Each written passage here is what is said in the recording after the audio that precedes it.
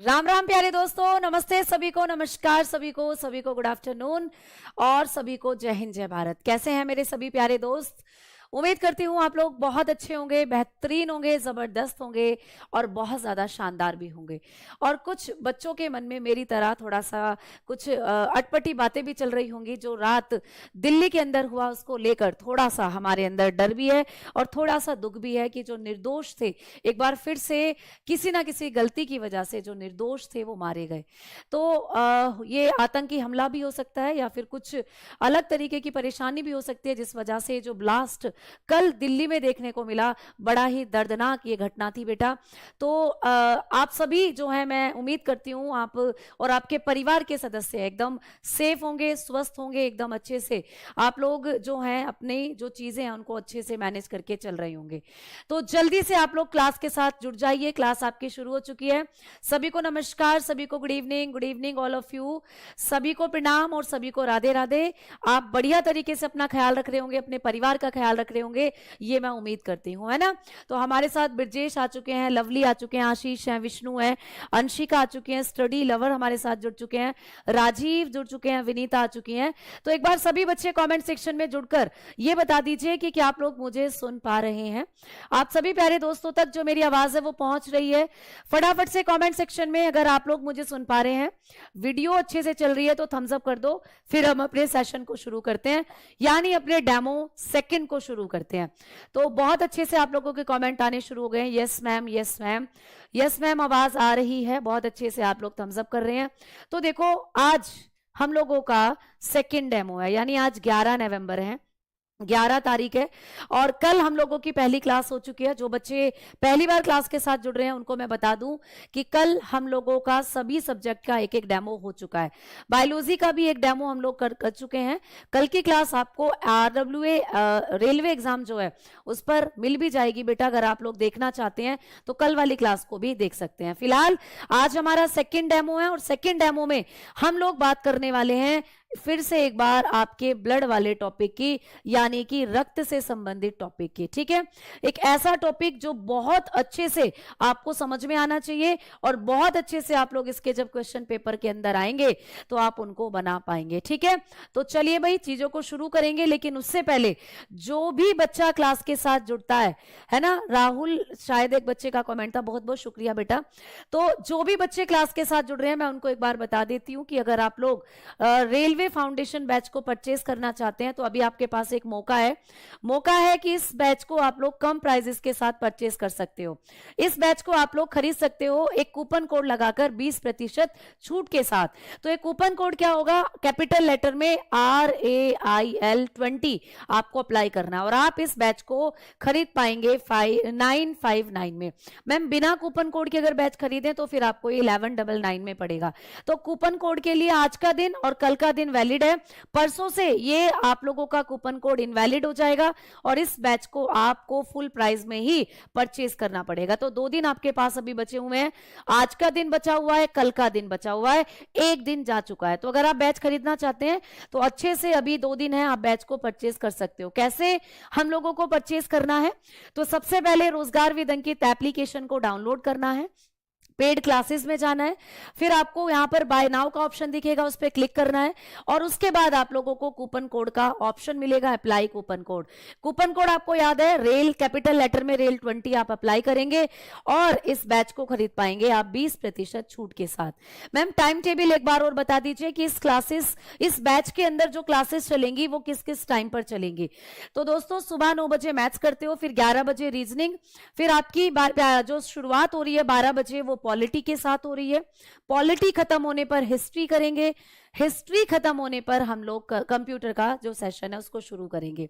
Ma'am 3 बजे हम लोग ज्योग्राफी के साथ शुरुआत कर रहे हैं, ज्योग्राफी खत्म होगी, स्टैटिक जीके यहीं पर चलेगी। फिर मैम स्टैटिक जीके खत्म होगी तो इकोनॉमिक्स का आपका जो सेशन है वो शुरू होगा। 4 बजे आप लोग बायोलॉजी करते हो बेटा, कल भी मैंने आपको बताया था, एक बार फिर से बताती हूँ कि 4 बजे हम लोग कर रहे हैं मैम बायोलॉजी का सेशन। बायोलॉजी खत्म हो जाएगी तो क्या हम फिर क्या करेंगे, तो बेटा फिर आप लोगों का केमिस्ट्री का सेशन हम लोग शुरू कर देंगे, ठीक है। तो बायोलॉजी खत्म होने पर हम लोग क्या करेंगे, केमिस्ट्री आप लोगों की स्टार्ट हो जाएगी। और मैम रात को 9 बजे फिजिक्स करते हैं, बहुत बढ़िया। अच्छा 9 बजे हम लोग क्या कर रहे हैं, फिजिक्स कर रहे हैं।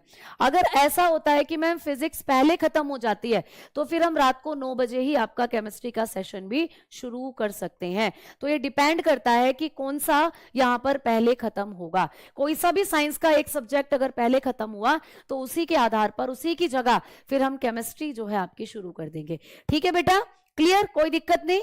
और 1 दिसंबर से आप लोगों की एडवांस मैथ की जो क्लास है वो चलना शुरू हो जाएंगी। तो ये टाइम टेबल है, इसका स्क्रीनशॉट आप ले चुके हो। चलो तो अब हम लोग आगे बढ़ते हैं और अपने टॉपिक की तरफ चलते हैं, लेकिन उससे पहले अगर मैम किसी को केवल साइंस स्पेशल का बैच खरीदना है तो क्या वो भी है, तो बिल्कुल। आप जानते हो रेलवे में साइंस का एक अलग ही रोल होता है, एक अलग ही अहमियत होती है। तो कोई भी बच्चा अगर केवल साइंस के लिए बैच खरीदना चाहता है तो साइंस स्पेशल बैच भी है जो आप लोगों को 299 प्राइस में मिल जाएगा बेटा, ठीक है। तो भाई ये तो आपके फायदे की बात रही। अब आ जाओ अपने टॉपिक की तरफ चलते हैं। और कल की क्लास में हमने जो टॉपिक शुरू किया था वो कौन सा था, तो आप लोग बताकर चलोगे कि मैम कल की क्लास में हमने जो टॉपिक शुरू किया था ये था ब्लड, रक्त। तो भाई आज भी हम लोग करने वाले हैं ब्लड से बहुत अच्छी अच्छी बातें, बहुत इंपॉर्टेंट बातें जो आपको एग्जामिनेशन में आती है, ठीक है। बहुत मजेदार, बहुत डीपली तरीके से रक्त को पढ़ने वाले हैं। तो एक बार मैं रिकॉल करती हूं, जो जो पॉइंट हमने कल की क्लास में कर लिए थे उन पॉइंट को मैं एक बार लिख रही हूं बेटा, तो आप लोग अच्छे से उन पॉइंट्स को समझेंगे और उन पॉइंट्स पर हम लोग अच्छे से एक बार चर्चा करेंगे। तो कल की क्लास में मैंने आपको बताया था कि भाई रक्त का अध्ययन क्या होता है। रक्त का अध्ययन मैंने कल की क्लास में आप लोगों को बता दिया था। कोई बच्चा बताएगा भाई रक्त का अध्ययन क्या होता है। हमने कल इस बारे में बात कर ली थी, स्टडी ऑफ ब्लड। तो जब हम लोग ब्लड का अध्ययन करते हैं, रक्त का अध्ययन करते हैं, तो इसको कहा जाता है हेमेटोलॉजी। इसको क्या कहते हैं दोस्तों, तो हमने बात करी थी हेमेटोलॉजी इसको कहा जाता है। तो रक्त के अध्ययन को हम लोग कहते हैं दोस्तों हेमेटोलॉजी। ये पॉइंट सभी के दिमाग में रट गया होगा क्योंकि आपने रात को बैठकर जब चीजें रिवाइज करी होंगी तो ये पॉइंट भी आपके दिमाग में अच्छे से आ गया होगा, ठीक है। तो रक्त के अध्ययन को हम लोग क्या कहते हैं, हेमेटोलॉजी कहते हैं।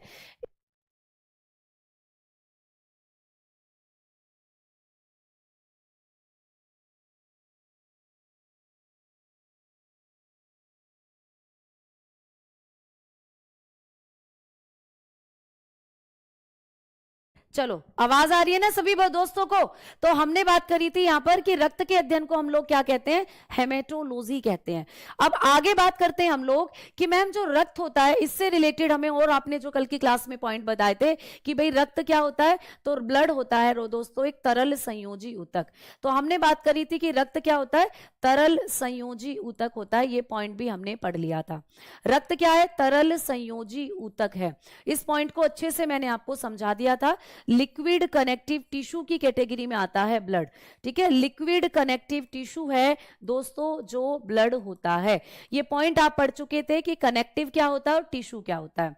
फिर हमने तीसरा पॉइंट पढ़ा था कि रक्त को ट्रांसपोर्ट करने के लिए हमारे शरीर के अंदर पाई जाती हैं रक्त वाहिकाएं। तो ये पॉइंट भी मैंने आपको बता दिया था कि शरीर में रक्त वाहिकाएं रक्त का क्या करती हैं, परिवहन करती हैं। तो रक्त वाहिकाएं रक्त का परिवहन करती हैं, ये पॉइंट भी हमने कल पढ़ लिया था, ठीक है। तो ये सारे पॉइंट हमारे क्लियर हो गए थे, क्लियर। चलो तो ब्लड वेसल्स क्या करती हैं, ब्लड वेसल्स ट्रांसपोर्ट ब्लड। तो ब्लड वेसल्स जो होती हैं यही ब्लड को ट्रांसपोर्ट करती हैं आपकी बॉडी के अंदर। और ये 3 तरीके की होती हैं, धमनी, शिरा और केशिका। इतने पॉइंट्स हमने कल की क्लास में क्लियर कर लिए थे, इतने पॉइंट्स को हमने पढ़ लिए थे। बेटा डब्ल्यूबीसी क्या है, इसको बिल्कुल पढ़ाऊंगी। डब्ल्यूबीसी व्हाइट ब्लड सेल होती हैं। अभी आप इन सबको आगे पढ़ोगे तो अभी बहुत कुछ है पढ़ने के लिए, बस आराम से क्लास के साथ बने रहो। ये सारे पॉइंट हम आपको बताएंगे, ठीक है। तो ये सारे पॉइंट मैं आपको बताऊंगी, ये सारी चीजें आप लोग करोगे। 1 सेकेंड मुझे देंगे।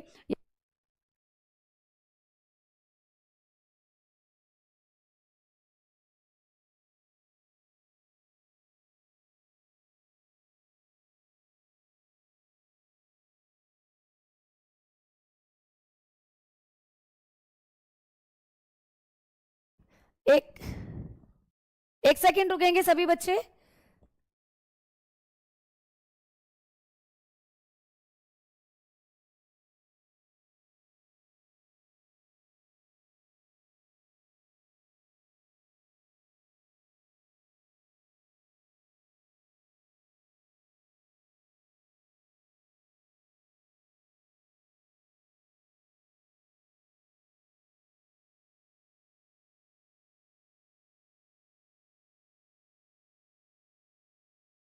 हाँ, समझ में आई बेटा सारी बातें? आवाज अब आ रही है आप लोगों को? चलो, तो यहां पर ये थोड़ा सा जो बोर्ड है बेटा ये हैंग कर रहा है, मैं नई स्लाइड नहीं ले पा रही हूँ, इसीलिए चीजें जो हैं वो मैं आप लोगों को थोड़ा सा समझाने की कोशिश करती हूँ यहीं पर, ठीक है? अभी मैं इसको ठीक करवा लेती हूँ, क्योंकि पीपीटी में कई बार होता है कि बोर्ड जो है वो रेस्पॉन्स थोड़ा सा करना बंद कर देता है। चलो, अब देखो यहां पर अगर हम लोग ब्लड के पीएच वैल्यू की बात करते हैं, तो यहां से जो अगला पॉइंट है हम लोगों का पीएच वैल्यू को लेकर है।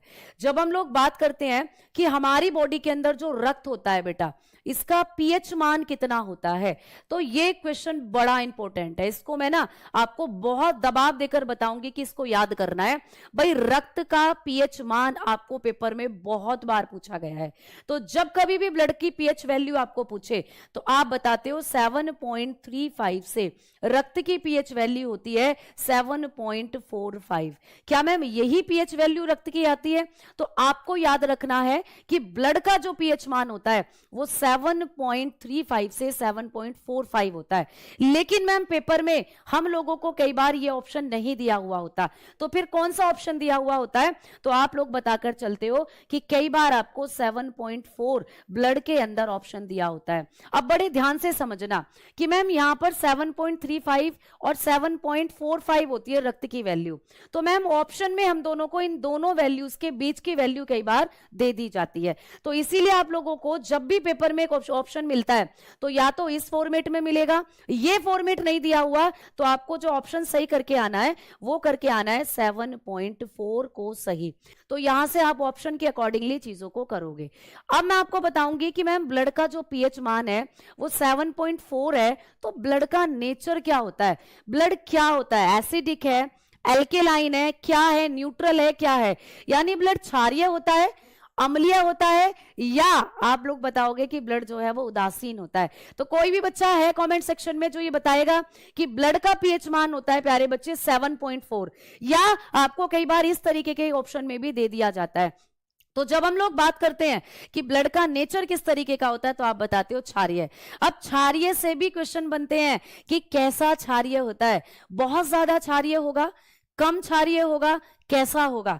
तो यहां से भी क्वेश्चन बने हैं पेपर में। तो जब हम ब्लड के पीएच वैल्यू की बात करते हैं तो पीएच वैल्यू होती है 7.4, तो इस पीएच वैल्यू के साथ जो रक्त होता है वो हल्का क्षारीय होता है। तो ऑप्शन में आपको यहां पर हल्का क्षारीय लिखा मिलेगा, स्लाइडली एसिडिक नहीं, स्लाइडली आप लोग बताते हो एल्केलाइन होता है जो ब्लड होता है, स्लाइडली एल्केलाइन। ठीक है, समझ में आई ये बातें?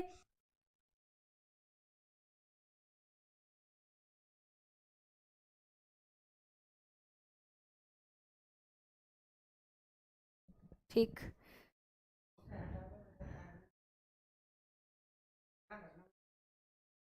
ठीक ठीक, चलो आ जाओ सभी बच्चे। तो अब हम लोग देखते हैं कि ब्लड की पीएच वैल्यू जो मैम 7.4 होती है, ब्लड की जो पीएच वैल्यू दोस्तों 7.4 होती है, मैम इस पीएच वैल्यू को सबसे पहले हम कैसे डिफाइन कर सकते हैं? तो देखेंगे सभी बच्चे, मैं आपको दिखाती हूं यहां पर एक स्केल जिसको कहते हैं हम लोग पीएच स्केल। इस पीएच स्केल से भी आपको दो चार पॉइंट है जो याद रखने हैं। देखो दोस्तों, ये है पीएच स्केल, किसका फोटो है ये? इसको कहते हैं हम लोग पीएच स्केल, हिंदी में कहते हैं बेटा पीएच पैमाना। ये है पीएच पैमाना। तो ये जो पीएच पैमाना है, जब हम इसकी बात करते हैं तो मैम इस पीएच पैमाने पर हम लोग किस चीज की वैल्यू को डिफाइन करते हैं? तो कोई भी चीज एसिड है, कोई भी चीज बेस है, कोई भी चीज न्यूट्रल है, यानी अम्ल, क्षार, और दोस्तों आप लोग बताते हो उदासीन चीजों की जो जांच की जाती है वो इसी स्केल से की जाती है। कोई बच्चा कमेंट सेक्शन में ये बताएगा कि इस पीएच पैमाने की खोज किसने करी थी? कोई भी बच्चा कमेंट सेक्शन में बताएगा कि पीएच स्केल की डिस्कवरी किसने करी थी? फिर उसके बाद मैं आपको बताऊंगी कि मैम ये पीएच स्केल कैसे ब्लड की पीएच वैल्यू को डिफाइन करता है। तो सोरेनसन ने करी थी, बहुत बढ़िया। तो ये भी एक अच्छा पॉइंट है जो आपको पेपर में आता है। तो सोरेनसन नाम के साइंटिस्ट जिन्होंने इसको खोजा था बेटा, किसने? सोरेनसन। तो सोरेनसन नाम के साइंटिस्ट ने पीएच स्केल को खोजा था 1909 में। कौन से सन में बेटा? 1909 में। और मैम इस स्केल की फुल फॉर्म क्या होती है? जैसे आप हमें बता रहे हो कि इसको पीएच स्केल बोलते हैं, तो मैम पीएच की फुल फॉर्म क्या होती है? तो पीएच की फुल फॉर्म होती है दोस्तों पोटेंशियल ऑफ हाइड्रोजन। इसकी फुल फॉर्म होती है पोटेंशियल ऑफ हाइड्रोजन। ठीक है, तो आप बताते हो कि पोटेंशियल ऑफ हाइड्रोजन इसकी क्या होती है बेटा? फुल फॉर्म होती है। तो यही फुल फॉर्म आपको एग्जामिनेशन में पूछ ली भी जाती है, पोटेंशियल ऑफ हाइड्रोजन, हाइड्रोजन की क्षमता, या आप लोग लिख सकते हो पोटेंशियल। ठीक है, पोटेंशियल ऑफ हाइड्रोजन इसको हम लोग क्या कहते हैं? इसकी फुल फॉर्म होती है। अब जब हम लोग इस पर ब्लड को रखते हैं बेटा, जब हम लोग इस पीएच स्केल पर रक्त को रखेंगे मेरे दोस्तों, जब इस पीएच स्केल पर क्या करते हैं? रक्त को रखते हैं। कई जगह पावर ऑफ हाइड्रोजन भी लिखी होती है, बट आपको एनसीईआरटी के अकॉर्डिंगली पोटेंशियल ऑफ हाइड्रोजन बताकर चलना है, क्योंकि जितनी भी बार पेपर में क्वेश्चन बना है ना, वो यही बना है कि पीएच स्केल की जो फुल फॉर्म होती है वो पोटेंशियल ऑफ हाइड्रोजन है। ठीक है, अब देखो दोस्तों, मान लो ये ब्लड है मेरे पास ये ब्लड की एक बूंद है। हमने क्या करा? इस ब्लड की बूंद को यहां डाल दिया पीएच स्केल पर। तो ये जो ब्लड है ना, ये लुढ़कता लुढ़कता लुढ़कता लुढ़कता कहाँ आएगा? इस तरीके से ब्लड यहां से यहां पहुंचेगा, लुढ़कता लुढ़कता यहां। तो यहां पर 7 है। 7 पर जब कोई चीज आती है वो तो न्यूट्रल हो जाती है, उदासीन, मतलब ना अम्ल है ना क्षार। बेटा उदासीन कौन होते हैं बताओ? उदासीन वो हैं जो ना अम्ल होते हैं ना क्षार होते हैं। मतलब तुमने कई बार देखा होगा आपके जिंदगी में कुछ ऐसे लोग होते हैं जिनको आप अच्छी बातें कहो उनका भी उस पर कोई फर्क नहीं पड़ता, जिनको आप बुरी बातें कहो उनका भी उन पर कोई फर्क नहीं पड़ता, अपने में मस्त, भैया मस्त मोला। तुमने कई बार देखे होंगे ना, मस्त मोला आदमी होते हैं जीवन में, दुख आए दर्द आए उनको कोई मतलब नहीं है, उनको कोई नहीं चेंज कर सकता, वो अपनी धुन में मस्त रहते हैं भाई।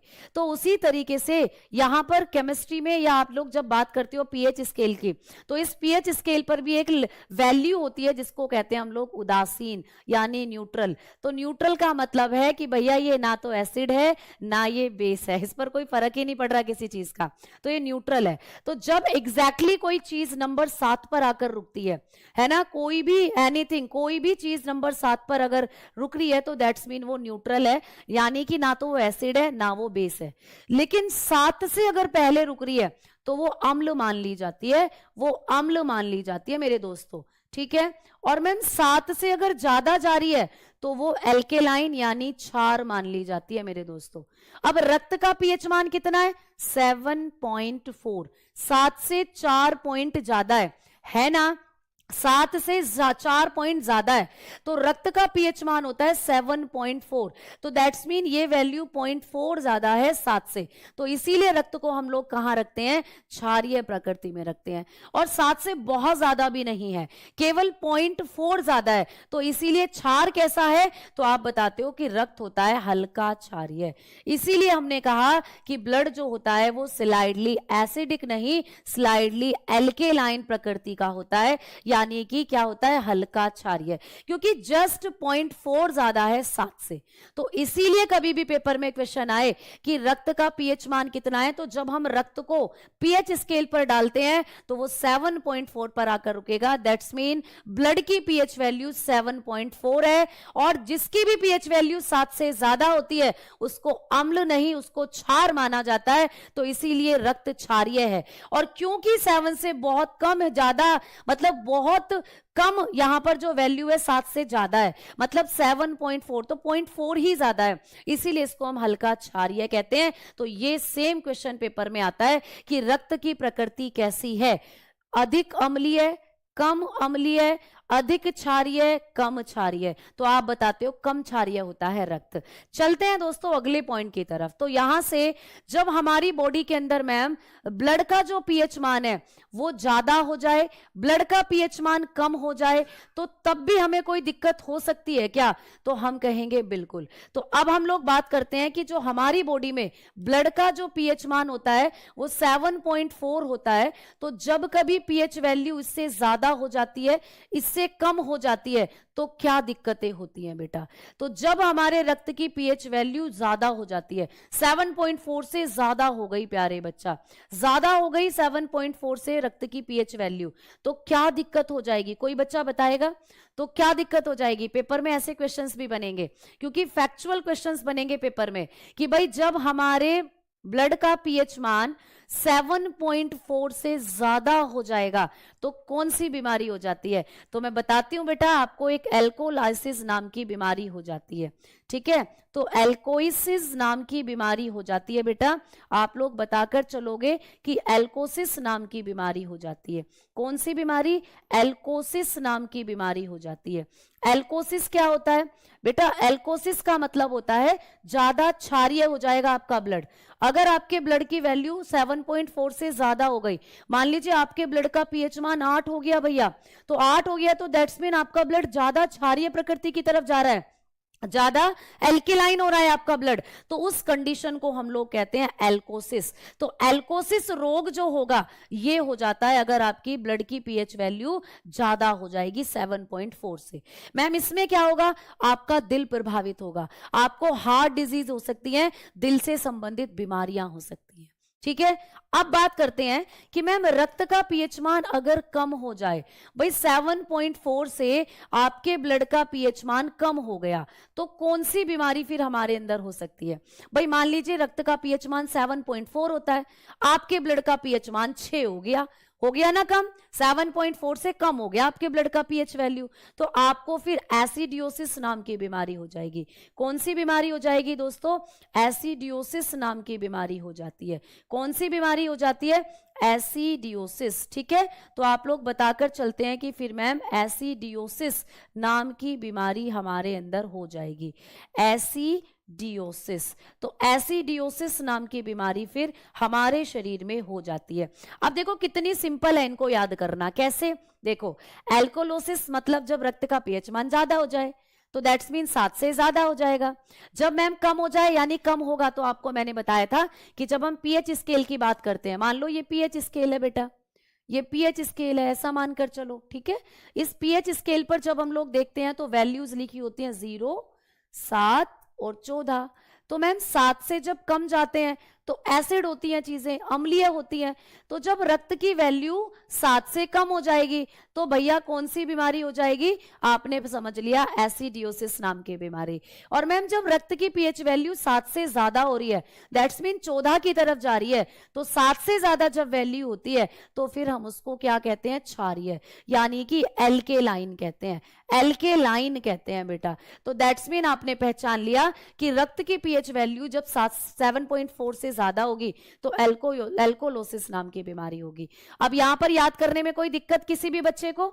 मेरे ख्याल से कोई दिक्कत नहीं होगी, क्योंकि आपने कॉन्सेप्ट समझ लिया है कि जब पीएच स्केल पर हम चीजों को रखते हैं तो एग्जैक्टली जब कोई चीज 7 पर है तो वो उदासीन हो जाएगी, न्यूट्रल हो जाएगी। लेकिन मैम जब यहां से ये वैल्यू कम होती है या ज्यादा होती है तो उस चीज को फिर हम लोग एसिड और बेस कहते हैं। तो 7 से कम, दैट्स मीन 6 अगर पीएच वैल्यू है तो एसिडियोसिस बीमारी, जिसमें आपकी किडनी प्रभावित होंगी, किडनी फेलियर हो सकता है बेटा इस बीमारी में। अगर आपके रक्त का पीएच मान 7.4 से कम हो गया तो हमारी किडनी फेल हो जाती है बेटा, किडनी फेलियर हो जाएगा, गुर्दे काम करना बंद कर देंगे, गुर्दे खराब हो जाएंगे बेटा। ठीक है, तो ये दिक्कत हो सकती है। और अगर आपके रक्त की पीएच वैल्यू 7.4 से ज्यादा हो गई तो आपको दिल से संबंधित बीमारियां हो सकती हैं, हृदय रोग हो सकते हैं। पॉइंट क्लियर हुआ मेरे दोस्तों? जल्दी बताओ, सभी बच्चों को पॉइंट क्लियर हुआ? पेपर में अब कभी भी आपको पूछे कि भैया आपकी बॉडी के अंदर जो ब्लड है पीएच मान उसका हमेशा कांस्टेंट रहता है 7.4, इससे ज्यादा होगा तो क्या होगा, कम होगा तो क्या होगा, सारे पॉइंट बताकर आओगे। अब चलते हैं आगे की तरफ। अब बढ़ते हैं कि मैडम जी जो हमारा ब्लड होता है, अगला पॉइंट बता रही हूं बेटा, नेक्स्ट पॉइंट ब्लड के बारे में, कि जो ब्लड होता है एक बफर सॉल्यूशन है। तो एक पॉइंट लिखेंगे, रक्त एक बफर विलियन है दोस्तों। रक्त क्या होता है? एक बफर विलियन है। ये भी बहुत अच्छा क्वेश्चन है। तो रक्त क्या होता है? एक बफर विलियन होता है बेटा। Blood is a buffer solution, ये क्वेश्चन आपको पेपर में पूछा जाता है, इज अ बफर सॉल्यूशन। तो भाई रक्त क्या है? रक्त एक बफर सॉल्यूशन है, ये पॉइंट भी आप याद रखोगे। अच्छा मैम बफर का मतलब क्या होता है? बफर वो नहीं है जब आप क्लास देखते हो तो कहते हैं कई बच्चे मैम बफरिंग हो रही है ना, कई बच्चे कहते हैं कि मैम बफरिंग हो रही है। तो रक्त एक क्या है? एक बफर विलियन या एक बिफर विलियन के नाम से जो होता है रक्त जाना जाता है। तो रक्त का बिफर विलियन होना क्या कहलाता है? तो समझना बेटा, बफर विलियन क्या होते हैं? बफर सॉल्यूशन किसको कहते हैं?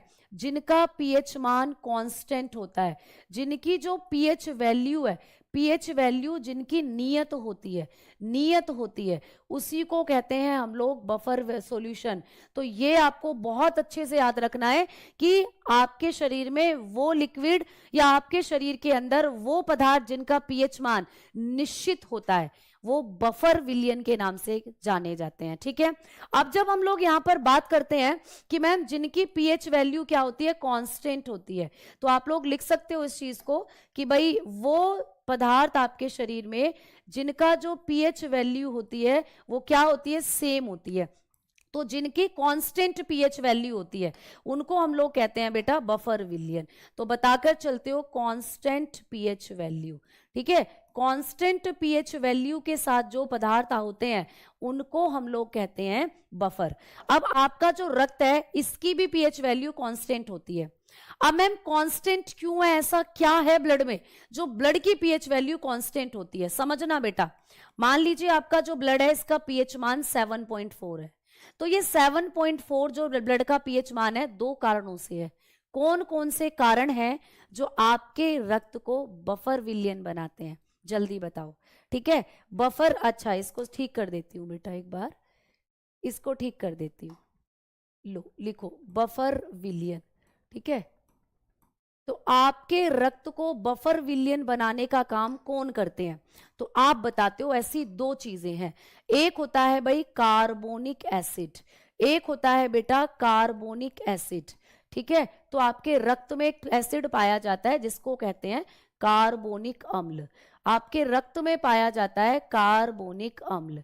ठीक है, तो ये भी अलग से क्वेश्चन आता है कि ब्लड में कौन सा एसिड होता है, तो बताते हो कार्बोनिक एसिड। दूसरा, आपके रक्त में पाए जाते हैं बाइकार्बोनेट। दूसरा आपके रक्त में पाए जाते हैं दोस्तों बाइकार्बोनेट। तो ये दो चीजें आपके रक्त में पाई जाती हैं। बहुत अच्छा प्रश्न है जो मैं बता रही हूं। ठीक है, बाइकार्बोनेट, ये दो चीजें आपके रक्त में पाई जाती हैं। समझ में आई बात? इन दोनों को बहुत अच्छे से समझना, क्योंकि आजकल ऐसे क्वेश्चन बनते हैं पेपर में कि हमारे रक्त का पीएच मान 7.4 है, तो किन दो कारणों से रक्त का पीएच मान 7.4 होता है? तो आपके ब्लड में दो चीजें होती हैं, एक एसिड है आपके रक्त में। मैम क्या ब्लड में एसिड भी होता है? तो हम कहेंगे बिल्कुल, हमारे ब्लड में एसिड भी होता है। कौन सा एसिड होता है? कमेंट सेक्शन में बताओ सारे बच्चे, हमारे ब्लड के अंदर कौन सा एसिड होता है? तो बताकर चलोगे कार्बोनिक एसिड। ठीक है, H2CO3 कार्बोनिक एसिड आपके ब्लड में होता है। कहां से आया मैम, कहां से आया ये कार्बोनिक एसिड हमारे ब्लड में? क्या कभी सोचा है? बताओ जल्दी, किसी बच्चे को पता है कि हमारे ब्लड में कार्बोनिक एसिड कहां से बनता है? जल्दी बताओ। और मैम दूसरा हमारे ब्लड में होते हैं बाइकार्बोनेट। आपके ब्लड में पाए जाते हैं दोस्तों बाइकार्बोनेट। तो मैम रक्त में कार्बोनिक एसिड और रक्त के अंदर होता है दोस्तों क्या? बाइकार्बोनेट। ये दोनों मिलकर आपके ब्लड का पीएच मान कांस्टेंट रखते हैं। अब देखो एक चीज समझना बहुत अच्छे से, देख बेटा, जो बफर विलियन है ये ऐसे विलियन है जिनका पीएच मान क्या होता है? नियत होता है, कांस्टेंट होता है ना? मैंने आपको ये बात बताई। जो हमारा ब्लड है मैम इसका पीएच मान भी कांस्टेंट होता है, क्योंकि आपने बताया कि अगर इससे ज्यादा होगा ब्लड का पीएच मान तब भी बीमारी होगी, कम होगा तब भी बीमारी होगी। अब नॉर्मली इतना रहता है हमारे ब्लड का पीएच मान, तो इन दोनों की वजह से रहता है। ठीक है, अब मैम इन दोनों की वजह से रहता है, तो इसमें जो ये कार्बोनिक एसिड है ये किस नेचर का है? बताओ जल्दी। मेरा एक बहुत अच्छा प्रश्न आप सभी बच्चों से, कार्बोनिक एसिड जो होता है ये किस नेचर का होता है? देखो मैं हंस के पूछ रही हूँ, दैट्स मीन इस क्वेश्चन में कुछ झमाला या झमेला है, कुछ अच्छे से बताना। कार्बोनिक एसिड का मुझे सारे बच्चे, कार्बोनिक अम्ल का मुझे नेचर बताओ कि ये किस नेचर का होता है? बताओ जल्दी से। कार्बोनिक एसिड, कार्बोनिक अम्ल जो होता है इसकी प्रकृति बताओ बेटा, ये किस प्रकृति का है? कार्बोनिक एसिड क्या है जल्दी बताओ, ये किस प्रकृति का होता है? आपको बताना है। जल्दी से सारे बच्चे कमेंट सेक्शन में बताओ कि कार्बोनिक एसिड की प्रकृति क्या होती है। अब देखो बच्चे कह रहे हैं कि मैम ये बेस होता है। अरे वाह भाई वाह, कमाल कर दिया तुम लोगों ने, कमाल कर दिया। उल्लू, जब मैं नाम ले रही हूं भाई एसिड, जब मैंने इसके आगे लिख रखा है एसिड, तो तुम क्यों अपने दिमाग पर जोर डाल रही हो कि ये बेस होता है? सिंपली बोलो ना कि मैम आपने बोला है कार्बोनिक एसिड है ये, तो दैट्स मीन ये एसिड होता है नेचर में, दैट्स मीन ये अम्ल होता है। प्यारे बच्चा, इस क्लास की पीडीएफ कहाँ मिलेगी बेटा? पीडीएफ आपको एप्लीकेशन पर मिलेगी, क्योंकि ये एक पेड बैच है और पेड बैच की जो पीडीएफ होती है वो आपको एप्लीकेशन में मिलती है। ठीक है, अब देखो ऐसे तो एग्जामिनर क्वेश्चन पूछता है, आपकी आंखों के सामने आंसर होते हैं कई बार, बट आपका दिमाग ही पता नहीं कहाँ होता है कि इतना डिफिकल्ट क्वेश्चन और भैया उसको पता नहीं क्या क्या आंसर लगा के आते हो। सीधा लिख रहा है ना भाई कार्बोनिक एसिड है, तो दैट्स मीन ये एसिड है। ठीक है, अब मैम ये एसिड कैसे बनता है हमारे ब्लड में? तो बेटा जब हमारे बॉडी में कार्बन डाइऑक्साइड पहुंचती है। कार्बन डाइऑक्साइड कैसे पहुंचती है? सारे बच्चे सांस लो, मेरी तरह सांस लो सब बच्चे अंदर को। अब जब तुम सांस अंदर लेते हो तो कौन सी गैस लेकर जाते हो?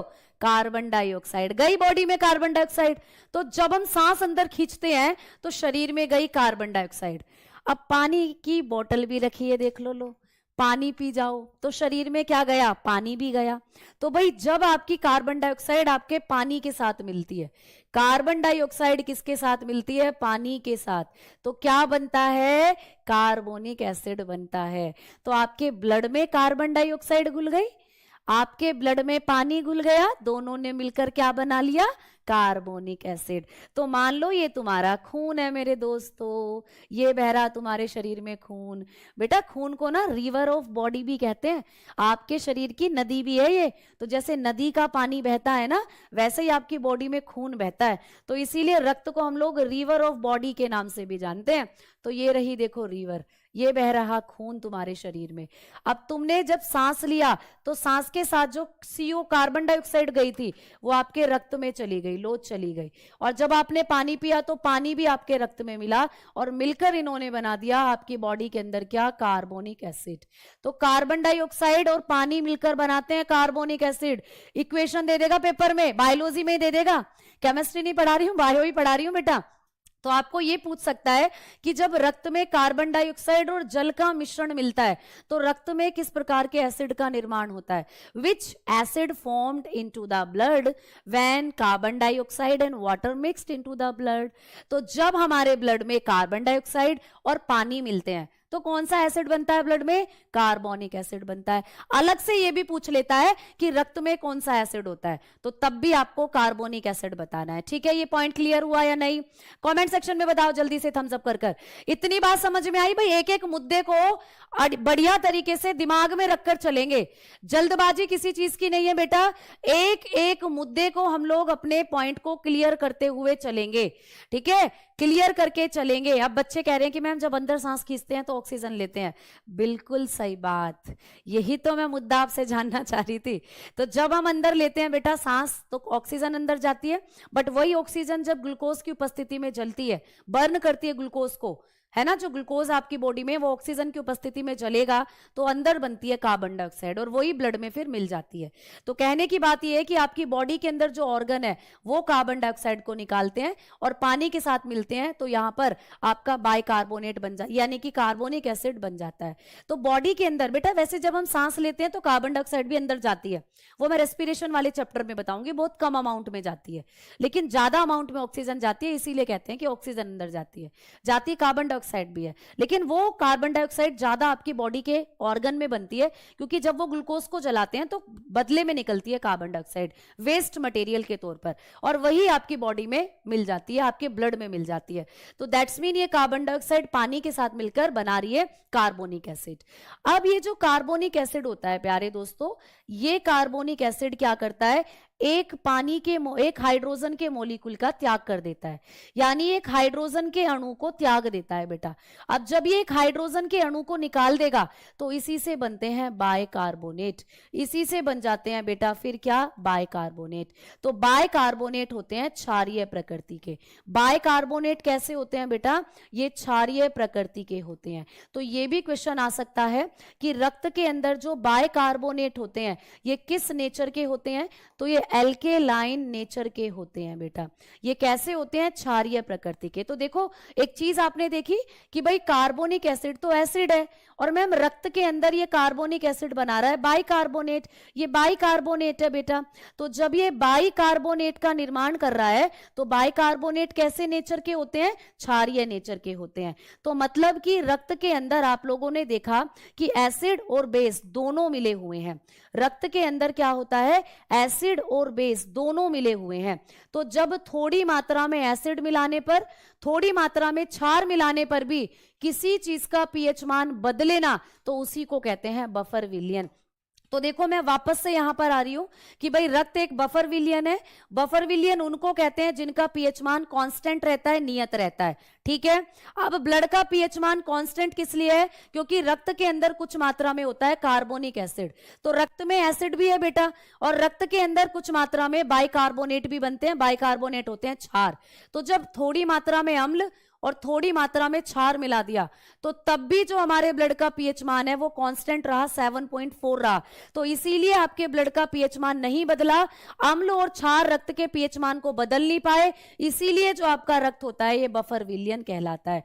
पॉइंट समझ में आया बेटा? जल्दी से बताओ, क्वेश्चन यही आ जाए पेपर में कि रक्त एक बफर विलयन क्यों है, जबकि रक्त में कुछ मात्रा में अम्ल होता है, कुछ मात्रा में क्षार भी होता है। तो रक्त में अम्ल और क्षार वाले घटकों का वर्णन करो, यानी अम्ल और क्षार को पहचानने के लिए बता देगा आपको। तो आपको बताना है कि रक्त एक बफर विलयन है क्योंकि इसका जो पीएच वैल्यू है वो कांस्टेंट रहती है, और रक्त के अंदर पाए जाने वाले जो अम्ल होते हैं ये कार्बोनिक एसिड होते हैं, और बाइकार्बोनेट यानी क्षार जो होते हैं ये रक्त में पाए जाने वाले क्या होते हैं बेटा? बाइकार्बोनेट क्षार की प्रकृति की तरह काम करते हैं, यानी बाइकार्बोनेट क्षारीय नेचर के होते हैं। अब यहां से एक पॉइंट समझ में आ गया या नहीं? जल्दी बताओ। फिर से समझा रही हूं जिन बच्चों को समझ नहीं आया, यहां पर समझा रही हूं बेटा, समझना अच्छे से चीजों को। देखो ये रक्त होता है, 7.4 इसकी वैल्यू है। रक्त में पाए जा रहे हैं carbonic acid, clear? Carbonic acid है आपके रक्त में। मैम एसिड है ये अम्ल, ठीक है, बहुत बढ़िया। अम्ल है तो रक्त का पीएच मान कम हो जाना चाहिए, क्योंकि रक्त में तो एसिड मिला दिया मैडम। जब एसिड मिला देते हैं किसी चीज में तो पीएच मान 6-7 से कम चला जाना चाहिए। लेकिन मैम फिर भी रक्त का पीएच मान 7 से कम नहीं जा रहा। क्यों नहीं जा रहा? क्योंकि रक्त में कुछ मात्रा में बेटा बाइकार्बोनेट भी होते हैं, बाइकार्बोनेट भी होते हैं। कुछ मात्रा में रक्त में क्या होते हैं? बाइकार्बोनेट भी होते हैं। अच्छा मैम ये बाइकार्बोनेट कैसे होते हैं? ये बाइकार्बोनेट होते हैं बेटा क्षारीय प्रकृति के। ये तो अम्ल हो गया, और ये बाइकार्बोनेट होते हैं क्षारीय, एल्केलाइन। तो मैम इसीलिए यहां पर बैलेंस बन गया है बेटा। ये क्या होते हैं? एल्केलाइन होते हैं। तो यहां पर चीजें बैलेंस हो गई हैं। थोड़ी मात्रा में अगर अम्ल है तो थोड़ी मात्रा में क्षार भी है। तो इस जिसने रक्त के पीएच मान को बदलने नहीं दिया, इसीलिए जो रक्त हुआ इसको हम लोग क्या कह देते हैं? बफर सॉल्यूशन कह देते हैं। इसीलिए इसको हम क्या कह देते हैं? Buffer solution. तो बस आपको इतना सा मुद्दा याद रखना है कि रक्त एक बफर सॉल्यूशन है क्योंकि इसके पीएच मान को कोई हिला नहीं सकता। इसका पीएच मान कांस्टेंट है क्योंकि इसकी मात्रा, इसकी बॉडी, इसके अंदर कुछ मात्रा में अम्ल होता है और कुछ मात्रा में क्षार, तो दोनों मिलकर इसके पीएच मान को रेगुलेट करते हैं। तो दैट्स वाई जिसका भी पीएच मान रेगुलेट होता है वो हमेशा बफर सॉल्यूशन कहलाता है। क्लियर हो गई ना बात? अलग से ये क्वेश्चन भी बनते हैं कि रक्त में कौन सा एसिड होता है और कौन सा क्षार होता है। तो बाइकार्बोनेट क्षार के रूप में काम करते हैं और कार्बोनिक एसिड अम्ल के रूप में काम करते हैं। तो ये आपको समझ में आ गया। अब आपको पेपर में ये जो बाइकार्बोनेट और कार्बोनिक एसिड है ना, इनका परसेंटेज पूछता है कि भाई कितनी कितनी मात्रा में या कितने रेशियो में, कितने अनुपात में रक्त में बाइकार्बोनेट और कार्बोनिक एसिड होते हैं। तो जब हम इनके रेशियो की बात करते हैं दोस्तों, तो 20:1 इनका आपको रेशियो भी याद रखना है। तो जब हम लोग बात करते हैं HCO3 की, यानी कि बाइकार्बोनेट की, और जब हम लोग बात करते हैं कार्बोनिक एसिड की, तो इन दोनों का अनुपात कितना होगा?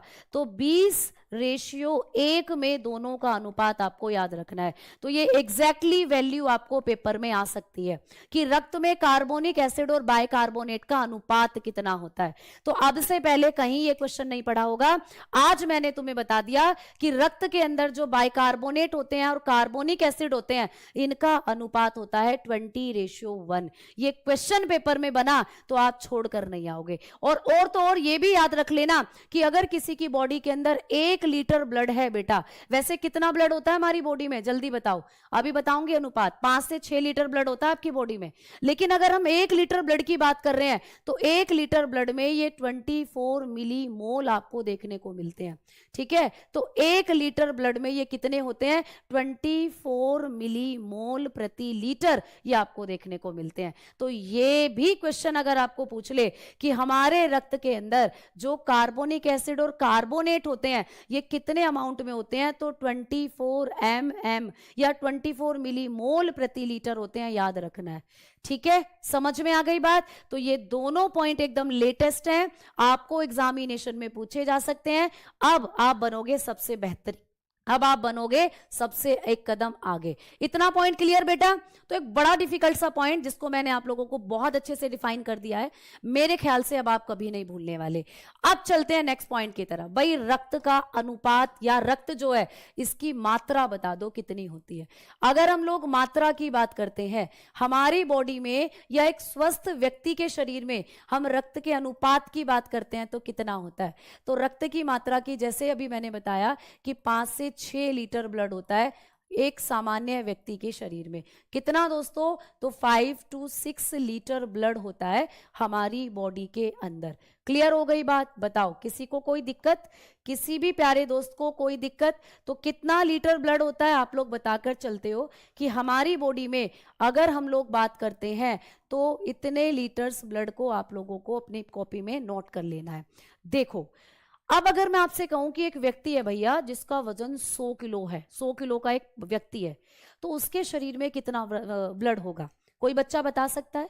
अगर मैं कहूं कि एक 100 किलो का व्यक्ति है, एक 100 किलो का व्यक्ति, समझ रहे हो, उसकी बॉडी में कितना खून होगा, आपसे ये क्वेश्चन पूछ ले।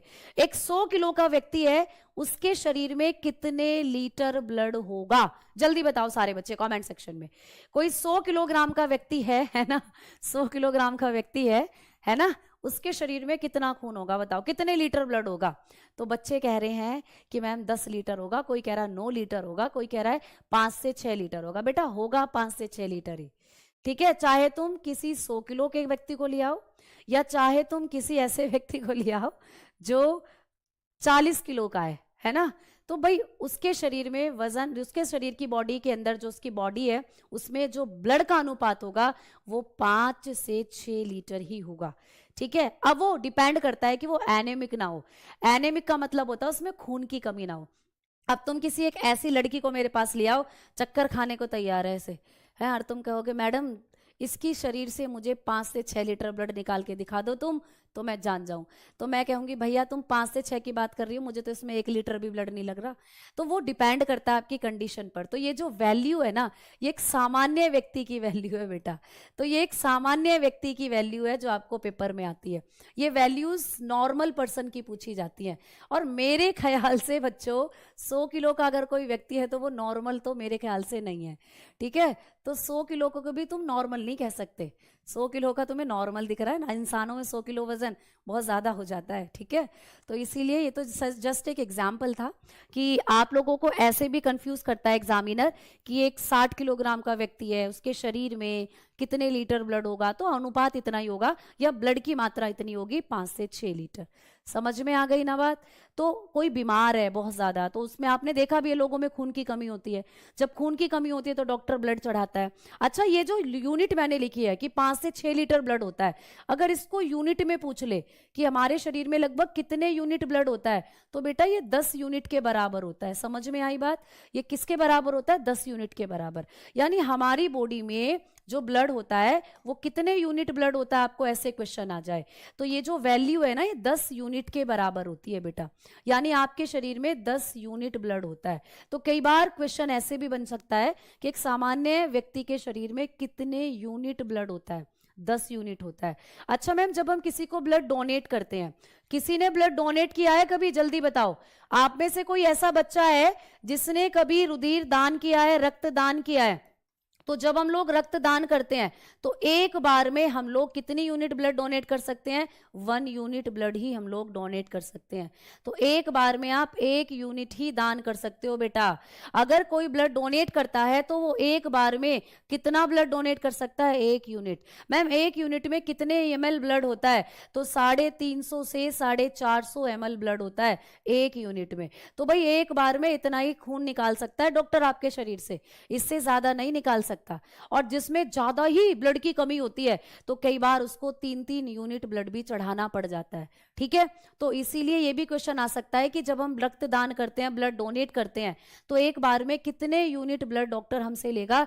1 यूनिट ब्लड ही निकाल सकता है। 1 यूनिट ब्लड में कितना ब्लड होता है? 350 से 450 ml।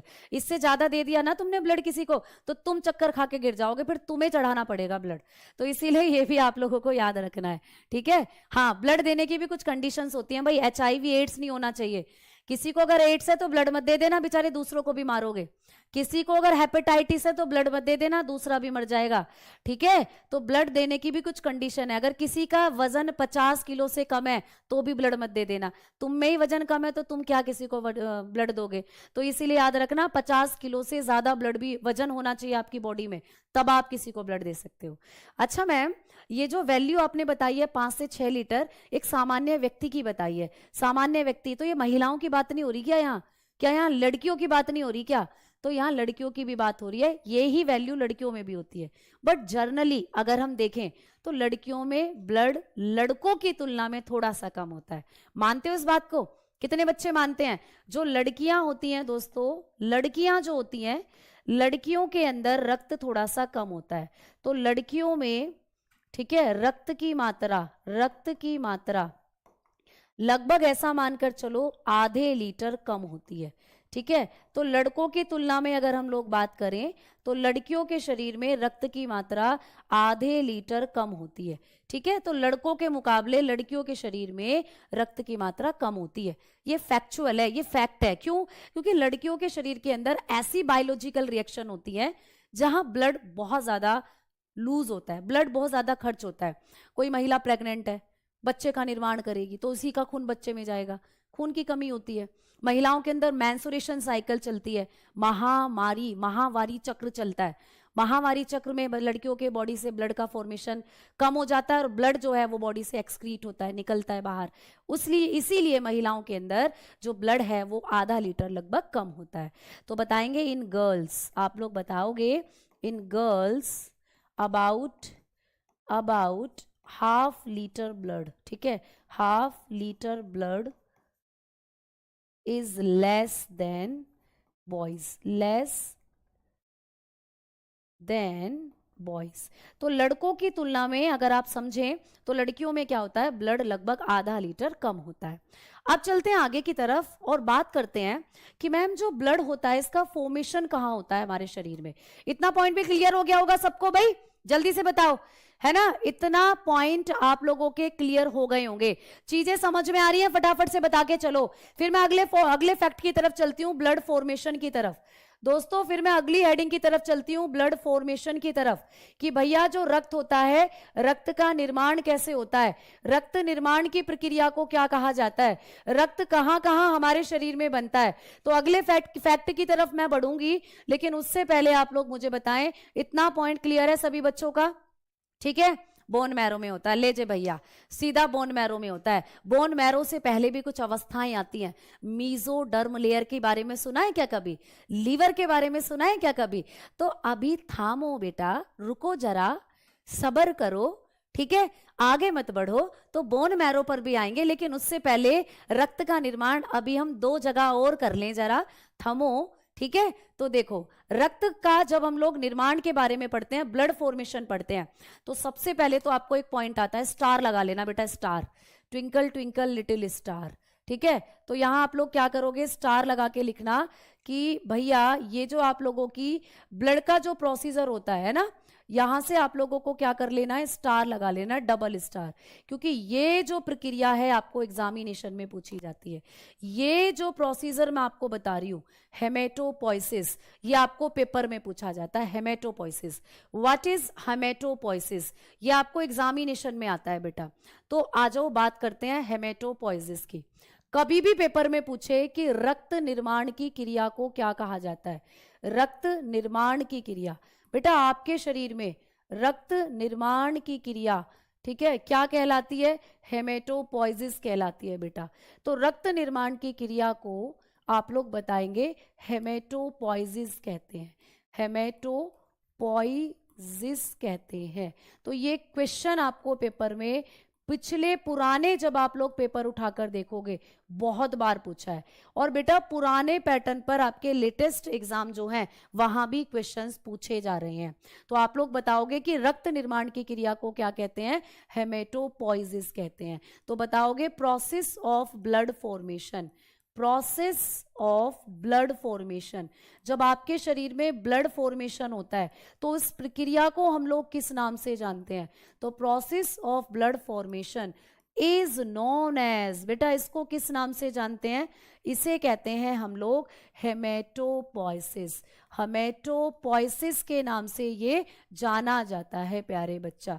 तो ये चीजें आपको एग्जामिनेशन में आती हैं कि हेमेटोपोइसिस को किस प्रक्रिया का नाम है, या निम्नलिखित में से रक्त निर्माण की प्रक्रिया को क्या कहते हैं, इसको कहा जाता है हेमेटोपोइसिस।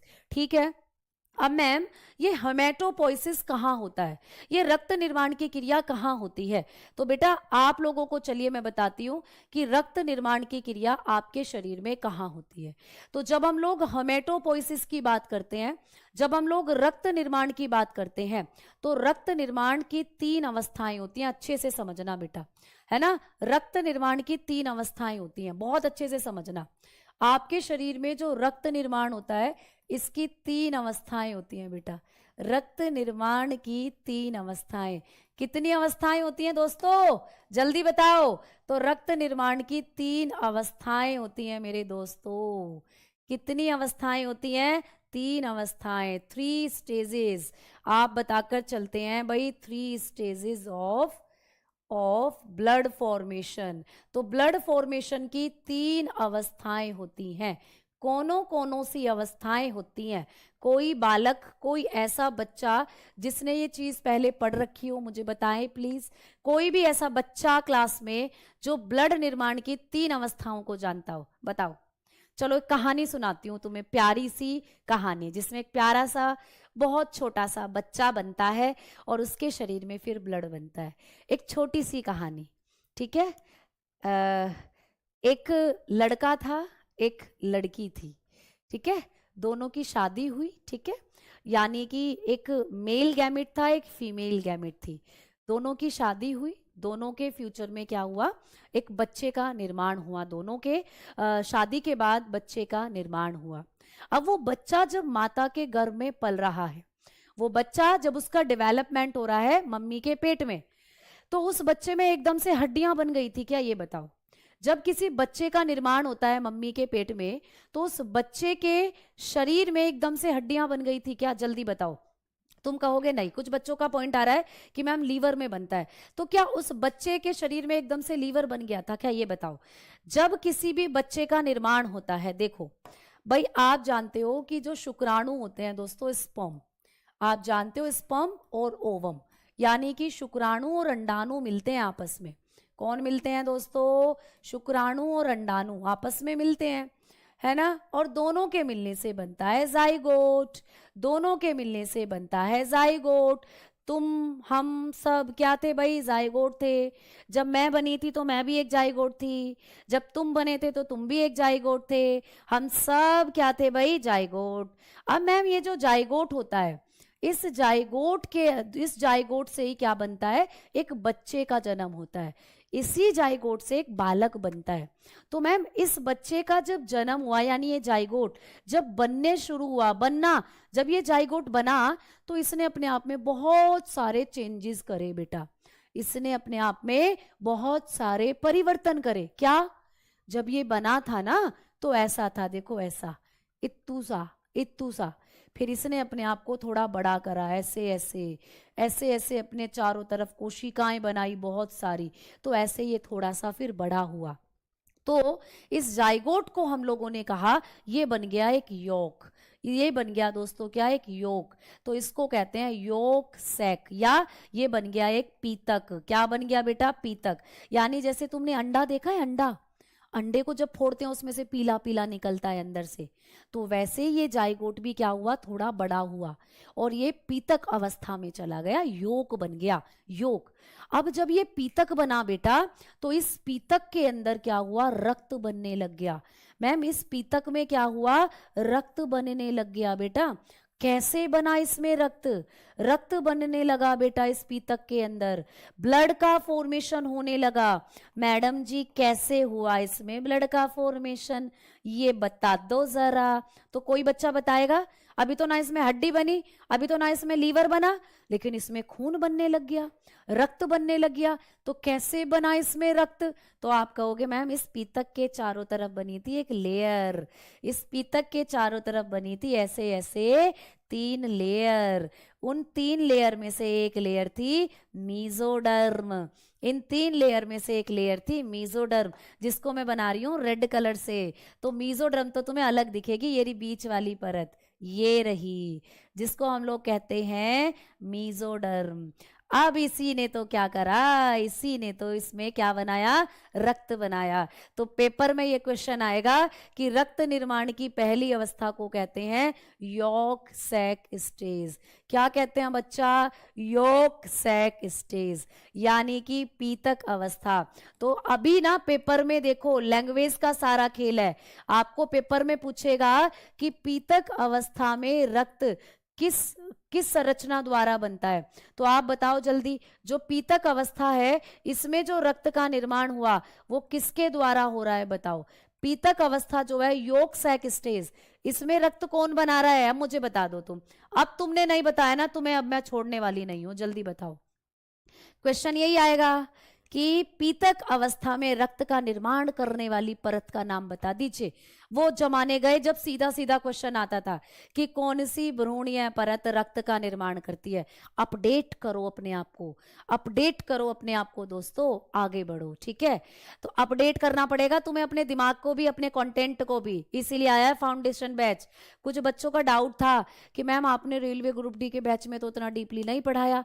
तो बेटा ये फाउंडेशन बैच है, दिस इज फाउंडेशन बैच, नींव है ये बैच, नींव से शुरू होगा और हर एक टॉपिक की जो गहराइयां हैं उसमें डुबा दूंगी तुम्हें मैं। मैंने कहा था ना तुमसे कि एकदम डीपली बायो पढ़ाऊंगी, एक बार पढ़ ली बायो जिंदगी में दोबारा पढ़ने की जरूरत नहीं होगी, और अपडेटेड कॉन्सेप्ट के साथ पढ़ाऊंगी, अपडेटेड कॉन्सेप्ट के साथ पढ़ाऊंगी, ये मैंने तुमसे कहा था। तो बेटा ये है फाउंडेशन बैच, एक बार पढ़ लो फिर दोबारा पढ़ने की जरूरत नहीं है, अपडेटेड कॉन्सेप्ट के साथ पढ़ा रही हूँ, नए पुराने सारे लेवल के क्वेश्चन बना पाओगे, ठीक है। यहां तक कि आप लोग जो हार्ड से हार्ड क्वेश्चन आ जाए पेपर में उसकी लैंग्वेज को भी समझ जाओगे। तो क्या समझ पाते कि पीतक अवस्था में रक्त निर्माण की क्रिया कहाँ होती है, ये क्वेश्चन आ जाता। कितने बच्चे समझ जाते कि पीतक, तुम मुझसे आकर कहते अरे मैडम इतना डिफिकल्ट पेपर था, पीतक वीतक अवस्था पूछ ली थी पेपर में। अब नहीं कहोगे इस बात को, क्योंकि अब आपको पता चल चुका है यॉक सैक स्टेज, पीतक अवस्था में रुधिर निर्माण बनाने का काम कौन करती है, मीजोडर्म लेयर करती है। तो आपने बता दिया कि इस अवस्था में रक्त बनता है मीजोडर्म परत से, मीजोडर्म लेयर, ठीक है, मीजोडर्म परत बनाती है रक्त, ठीक है। तो कौन सी परत में बनता है प्यारे बच्चा, तो आप लोग बताओगे मीजोडर्म परत में बनता है जो रक्त होता है, ठीक है, परत में बनता है। तो आपने बताया कि इस अवस्था के अंदर जो रक्त बनता है वो मीजोडर्म परत में बनता है, ठीक है, इन मीजोडर्म लेयर, इन मीजोडर्म, क्लियर। तो यहां पर मीजोडर्म लेयर के अंदर बनता है जो रक्त होता है, क्लियर। चलो भाई इसके बाद कौन सी अवस्था आती है, मैम इसके बाद आती है हेपेटिक स्टेज। अब आएगा जो वो लीवर वाले बच्चे थे ना, अब आएगा बेटा लीवर। दूसरी अवस्था होती है हेपेटिक स्टेज, जिसको कहा जाता है यकृत अवस्था।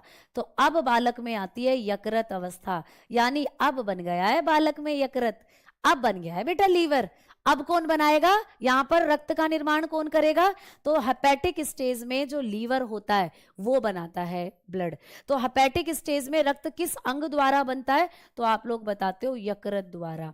यानी कि यहां पर रक्त कहां बनता है, यकृत द्वारा बनता है। यहां पर जो रक्त बनेगा वो लीवर द्वारा बनेगा। तो यहां पर क्या होता है, लीवर फॉर्म्ड ब्लड। तो इस अवस्था में क्या होगा भाई, लीवर करेगा ब्लड का निर्माण, लीवर फॉर्म्ड ब्लड। समझ में आ गई बात। तो इस अवस्था में ब्लड का निर्माण कौन करता है, लीवर। मैम कौन कितने हफ्तों की अवस्था होती है ये जो हेपेटिक स्टेज होती है, तो ऐसा मान लो कि 24 हफ्ते से 28 हफ्तों का जो बालक होता है ना, उसमें बन चुका होता है लीवर। ठीक है, जो कोई बच्चा मम्मी के पेट में है और वो 24 से 28 हफ्तों का है, तो उस दौरान उसके अंदर लीवर बन चुका होता है। तो अब लीवर ही संभालेगा ब्लड फॉर्मेशन का काम, अब लीवर ही संभालेगा प्यारे बच्चा। ठीक है, क्लियर है ना। हाँ, अलग अलग एक बच्चे का लंबा चौड़ा सा वो था, कमेंट्स में पढ़ नहीं पाई, निकल गया। तो आपने कहा कि 24 से 28 हफ्ते के अंत आते आते जो लीवर है पूर्ण रूप से बन चुका होता है और ये रक्त का निर्माण करता है फिर बच्चों में। ठीक है, अब जिस बच्चे के अंदर लीवर बन जाता है ना, उसको हम लोग क्या कह देते हैं, फिर फीटस भी कह देते हैं, फीटस। तो कई बार आपको पेपर में फीटस के नाम से भी ये दे देता है कि भैया बालको एक भ्रूण में जो रक्त निर्माण की क्रिया है वो कौन करता है, तो फीटस या एक भ्रूण में जो रक्त निर्माण होता है वो लीवर करता है। अब कई बार लीवर को छोड़कर ऑप्शन में स्प्लीन भी आ जाता है। तो आप लोग यहां पर एक और नया पॉइंट ऐड कर लोगे कि लीवर को छोड़कर स्प्लीन भी इसके अंदर आ जाता है। तो मैं एक पॉइंट लिख देती हूँ, नोट डालकर आपको लिख लेना है। ठीक है, नोट डालकर मैं एक पॉइंट लिखती हूं कि भैया जो भ्रूणीय अवस्था होती है, यानी इसी को कहते हैं पीतक अवस्था, ये सॉरी जो हेपेटिक स्टेज होती है, तो भ्रूण में रक्त निर्माण का कार्य, रक्त निर्माण का कार्य कौन करता है, आपसे पूछेगा। रक्त निर्माण का कार्य यकृत करता है बेटा, यकृत, या कई बार आपको प्लीहा दे दिया जाता है, प्लीहा यानी कि स्प्लीन। तो ये पॉइंट आप लोग लिख लेंगे नोट डालकर, इससे ये पॉइंट आपका क्लियर हो जाएगा।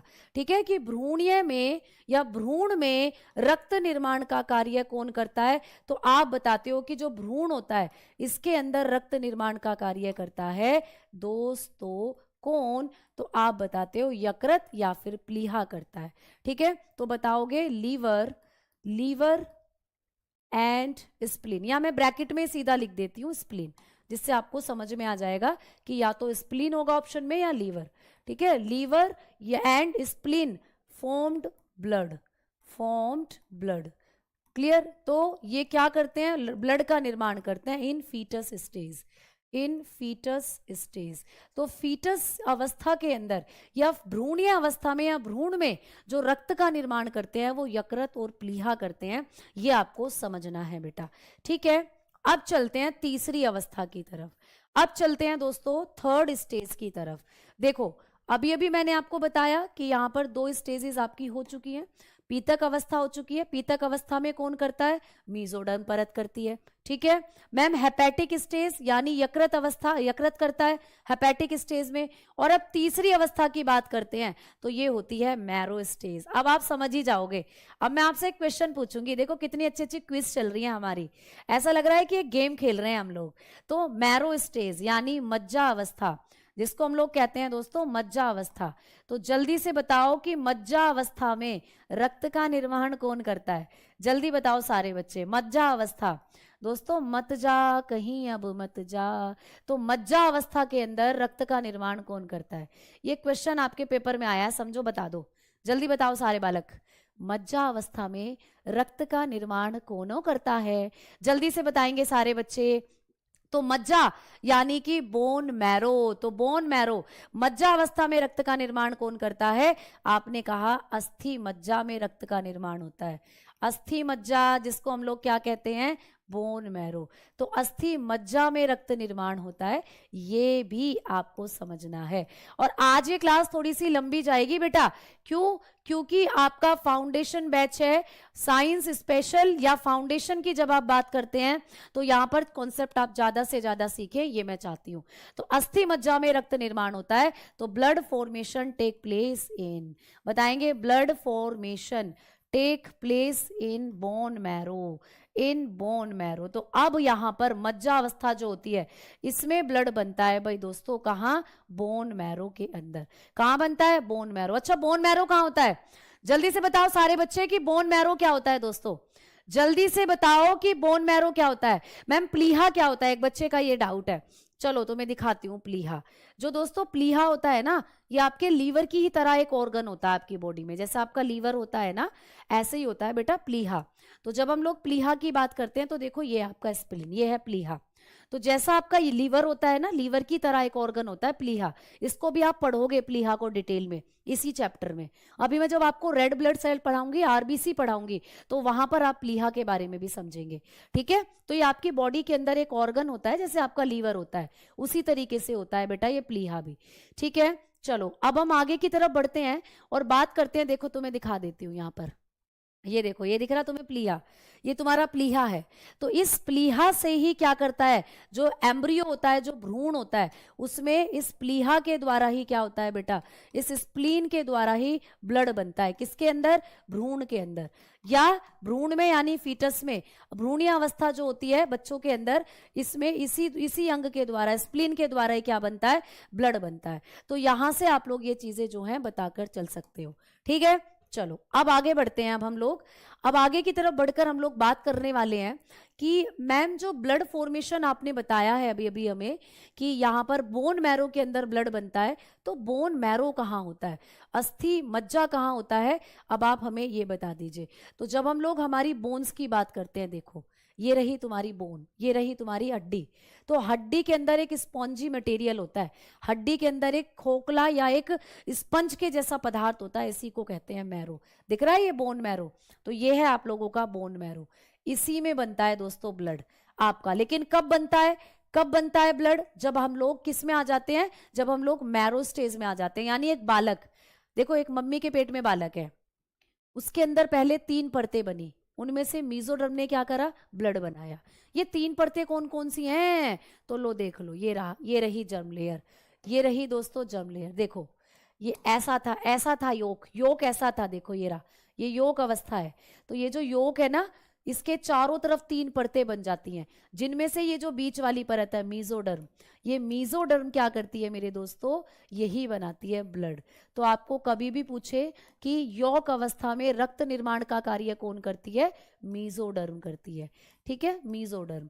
मैम बाकी ये 3 लेयर होती हैं, एक्टोडर्म, मीजोडर्म, एंडोडर्म, इन सबको हम डिटेल में भी आगे पढ़ेंगे। अभी हमने सिर्फ इतना याद करना है कि मीजोडर्म क्या करती है, आपका ब्लड बनाने का काम करती है। ठीक है, अब मीजोडर्म ने जब ब्लड बनाया तो इसके बाद बच्चे का विकास हुआ, बच्चा आगे बढ़ा, तो अब बन जाता है बच्चे में लीवर, हेपेटिक स्टेज आ जाती है बच्चे की। अब आ जाती है दोस्तों हेपेटिक स्टेज, लीवर बन जाता है। तो अब ये मीजोडर्म कहती है लीवर से, भाई साहब अब तू ही संभाल, भाई अब तू संभाल ब्लड बनाने का काम। तो यकृत कहता है बहन जी बिल्कुल परेशान ना हो, मैं कर लूंगा इस काम को। तो अब हेपेटिक स्टेज में बालक की, यानी बालक जब लगभग 28 हफ्ते का हो जाता है, तो अब लीवर की बारी आती है रक्त निर्माण की। अब लीवर कहता है मैं बनाऊंगा रक्त। अब भैया लीवर भी थक जाता है रक्त बनाता बनाता। अब बन जाती हैं बालक के शरीर में हड्डियां, अब बन जाती हैं बच्चे के शरीर में हड्डियां दोस्तों।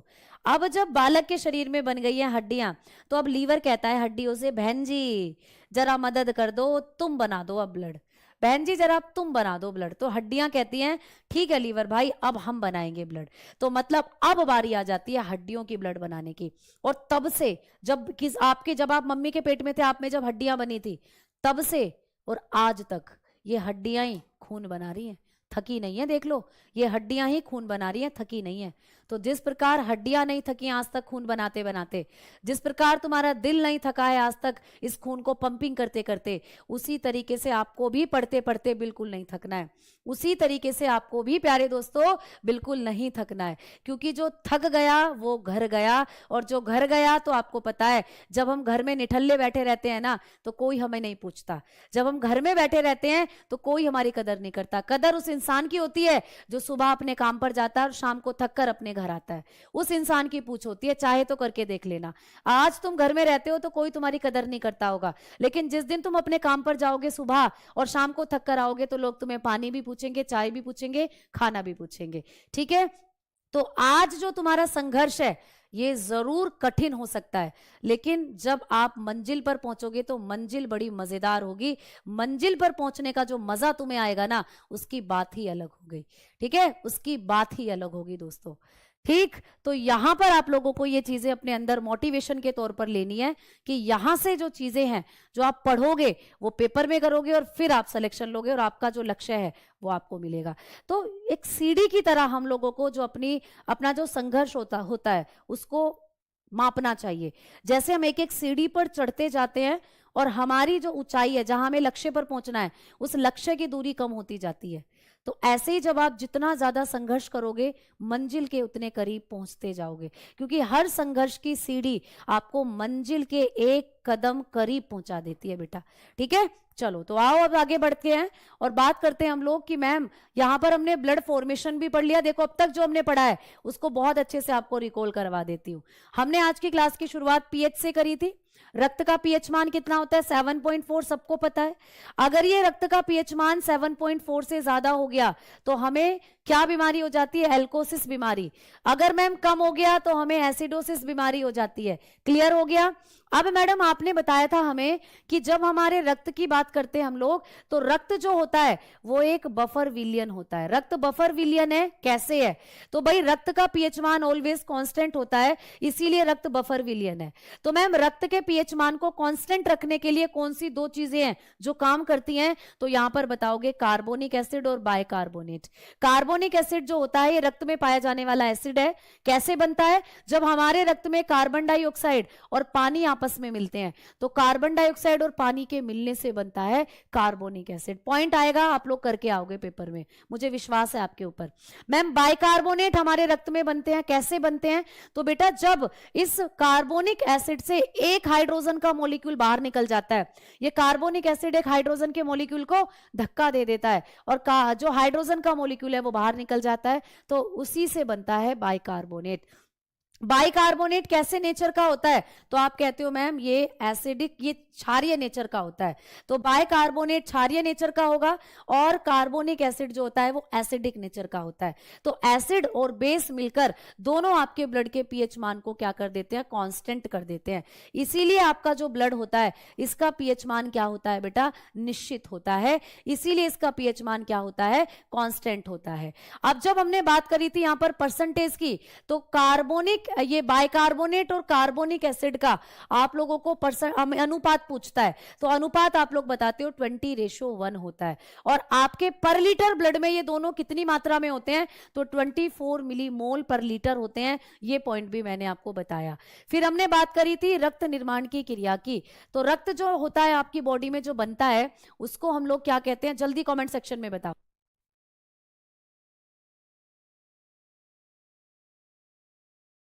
ठीक, तो बस अभी हम लोग क्लास को छोड़ेंगे। ठीक है, चलो आओ थोड़ा सा मैं आप लोगों को चीजें जो रिकॉल हमने पढ़ी हैं उनको रिकॉल करवा देते हैं। अब हम लोग आगे बात करते हैं कि मैम रक्त निर्माण की क्रिया को क्या कहते हैं? हेमेटोपोइसिस। ये क्वेश्चन मैं आपको कल पूछूंगी दोस्तों, ये क्वेश्चन मैं आप लोगों से कल पूछूंगी कि रक्त निर्माण की क्रिया को क्या कहते हैं। आपको ये पेपर में पूछा गया प्रश्न है हेमेटोपोइसिस। ठीक है, तो रक्त निर्माण की क्रिया को हेमेटोपोइसिस कहते हैं। देखते हैं कल कितने बच्चे इसको याद रखते हैं। फिर हमने बात करा था कि मैम रक्त निर्माण की क्रिया कहाँ होती है? तो रक्त निर्माण की क्रिया के लिए अगर आप लोग देखें तो 3 अवस्थाएं मैंने आपको बताई। रक्त निर्माण की क्रिया के बारे में जब हमने बात करी तो रक्त निर्माण की क्रिया से संबंधित 3 अवस्थाएं थी। आपने पढ़ा एक यौक अवस्था, इस अवस्था में जो रक्त था वो मीजोडर्म लेयर द्वारा बन रहा था। दूसरी अवस्था थी हेपेटिक अवस्था, इस अवस्था में रक्त जो था लीवर द्वारा बन रहा था। और तीसरी अवस्था थी मैरो अवस्था, जिसमें रक्त हमारे अस्थि मज्जा में बन रहा था। तो अस्थि मज्जा में रक्त कैसे बनता है, इस पॉइंट को हम लोग कल की क्लास में क्या करेंगे? डिफाइन करेंगे। तो कल की क्लास में मैं आपको पढ़ाऊंगी आपकी हेमेटोपोइटिक स्टेम सेल। ये आपके अस्थि मज्जा में वो कोशिकाएं हैं जो रक्त को बनाती हैं। तो कल की क्लास में हम लोग पढ़ेंगे अस्थि मज्जा से जुड़ी हुई कहानियां। कल की क्लास में मैं बताऊंगी कि आपकी जो हड्डियां होती हैं इनमें जो बोन मैरो होता है ये कैसे रक्त का निर्माण करता है। ठीक है, लेकिन उससे पहले मैं आपको एक चीज बता देना चाहती हूँ सभी बच्चों को। देखो, मैंने आपसे एक वादा किया था, मैंने जब आपको बैच शुरू करा तो आपसे एक वादा किया कि बच्चों हम जब इस फाउंडेशन बैच पर काम करेंगे तो मैं आप लोगों को चैप्टर वाइज एमसीक्यू दूंगी, मैं आपको वन लाइनर दूंगी, मैं आपको पीवाईक्यू दूंगी प्यारे बच्चा, ठीक है ना। तो जब आप लोगों को हम एमसीक्यू, पीवाईक्यू और वन लाइनर की बात करते हैं तो इन पर मैंने काम शुरू कर दिया है। तो मैंने क्वेश्चंस को कलेक्ट करना शुरू कर दिया है। तो आप लोग यहाँ पर देख सकते हो कि कुछ चीजें, यानी कि मैंने आप लोगों को वन लाइनर पर काम करना शुरू कर दिया है। कुछ इस तरीके से मैं आप लोगों को वन लाइनर क्वेश्चंस जो है इनको प्रोवाइड कराऊंगी बेटा। तो एक एक करके हमने इन पर काम करना शुरू कर दिया है। तो जो वादा मैंने आपसे करा है उस वादे को हम लोग डेफिनेटली पूरा करेंगे। तो ये कुछ वन लाइनर क्वेश्चंस हैं जो मैं इस चैप्टर से कलेक्ट करती जा रही हूँ, सारे पीवाईक्यू हैं और ये आप लोगों के कुछ यहाँ पर एमसीक्यूज हैं जो हम लोग क्या कर रहे हैं बेटा, इन पर भी हम लोग काम कर रहे हैं, ठीक है। तो सारे बच्चे यहां से इस चीज की अश्योरिटी लेकर जाएंगे कि जब ये चैप्टर आपका कंप्लीट हो जाएगा तो इस चैप्टर से हम लोग यहाँ पर आप लोगों को इस तरीके से पूरा कलेक्शन भी मैं आपको देने वाली हूँ, ठीक है। तो क्लास कैसी लगी आपको जरूर बताना है। क्लास से जुड़े हुए सारे तथ्य आपको याद हुए, समझ में आए, वो जरूर बताना है। क्या इतना डीप कंटेंट आपने पहले कभी पढ़ा है? क्या आप ये सारे फैक्ट जानते थे? ये आपको जरूर बताना है। अगर नहीं जानते थे तो जरूर बताना कमेंट सेक्शन में कि आपको पढ़कर चीजें समझ में आई, अच्छा लगा, सारी चीजें आपको समझ में आई, कमेंट सेक्शन में जरूर बताइएगा। फिलहाल आपके लिए एक होमवर्क क्वेश्चन मैं छोड़कर जा रही हूं। आपको कमेंट सेक्शन में बेटा एक क्वेश्चन का आंसर करना है। एक होमवर्क क्वेश्चन है जो मैं आपके लिए छोड़कर जा रही हूं, गृह कार्य। मैम इसमें हमें क्या आंसर करना है? आपको आंसर करना है दोस्तों, कल की क्लास में भी मैंने आपसे एक क्वेश्चन पूछा था कि भाई रक्त का रंग लाल किसकी वजह से होता है, तो बहुत से बच्चों ने बताया हेमोग्लोबिन। तो उन बच्चों को सैल्यूट जिन्होंने सही आंसर करा हेमोग्लोबिन। आज का कार्य है कि आपके रक्त के अंदर कौन सी रुधिर कोशिकाएं लाल होती हैं। तो रक्त में रक्त के अंदर लाल रक्त कणिकाओं को क्या कहते हैं? लाल रक्त कणिका जो होती हैं, है ना, इनका वैज्ञानिक नाम आपको बताना है, ठीक है। लाल रक्त कणिकाओं का वैज्ञानिक नाम, रक्त में है ना आपका जो लाल रक्त होता है, तो रक्त के अंदर रक्त में लाल रक्त कणिकाओं का वैज्ञानिक नाम आपको बताना है। इनका साइंटिफिक नेम कल की क्लास में पढ़ेंगे, तो इनका वैज्ञानिक नाम क्या होगा वो आपको कमेंट सेक्शन में बताना है दोस्तों। साइंटिफिक नेम आपको बताना है, साइंटिफिक नेम, ठीक है। साइंटिफिक नेम ऑफ आरबीसी आपको बताना है, ऑफ आरबीसी। आरबीसी जो होती है इनका साइंटिफिक नेम आपको बताना है कमेंट सेक्शन में, ठीक है। तो मिलते हैं कल, और तब तक के लिए धन्यवाद। एक आप लोगों को बताना है कमेंट सेक्शन में कि किस तरीके से चीजें आपको याद रखनी है, ठीक है। तो धन्यवाद, नमस्कार।